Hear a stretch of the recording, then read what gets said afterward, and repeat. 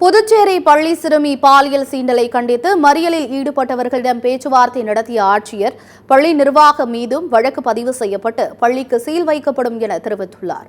புதுச்சேரியில் தனியார் பள்ளியில் 1ஆம் வகுப்பு சிறுமிக்கு பாலியல் தொல்லை கொடுத்த ஆசிரியரை பொதுமக்கள் அடித்து உதைத்து போலீசாரிடம் ஒப்படைத்தனர். ஆசிரியர் மற்றும் பள்ளியின் நிறுவனர் மீது வழக்கு பதிவு செய்து கைது செய்ய கோரி சிறுமியின் உறவினர்கள் மற்றும் பொதுமக்கள் சாலை மறியலில் ஈடுபட்டனர்.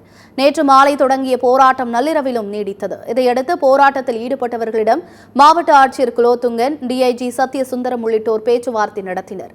அப்போது பேசிய ஆட்சியர், ஆசிரியர் மீது போக்சோ வழக்கு பதிவு செய்யப்பட்டு உரிய நடவடிக்கை எடுக்கப்படும் என்று உறுதியளித்தார்.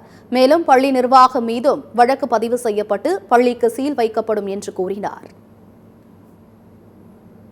இந்த குற்ற சம்பவத்தில் நடந்த குற்றவாளியை ஏற்கனவே காவல்துறை கைது பண்ணியிருக்காங்க. அவங்க மேல வழக்கு பதிவு செய்து கடுமையான தண்டனையை வழங்கி தரதுக்கு அரசு அத்தனை நடவடிக்கைகள் எடுக்கும். மற்றபடி இவங்களுடைய கோரிக்கைகள், அதாவது சில காவல்துறை நண்பர்கள் அவங்களை ஏதோ அடிச்சுதான் சொல்றாங்க, அதையும் கண்டிப்பா விசாரிச்சு அந்த யார் பண்ணியிருந்தாங்களோ அவங்க மேலேயும் நிச்சயமா நடவடிக்கை எடுக்கப்படும். ஓகேனா இந்த ஸ்கூல் இமிடியேட்டா க்ளோஸ் பண்ண சொல்லியிருக்காங்க. அதையும் க்ளோஸ் பண்ணி தகுந்த நடவடிக்கை ஸ்கூல் மேலேயே நாங்கள் எடுக்கிறோம்.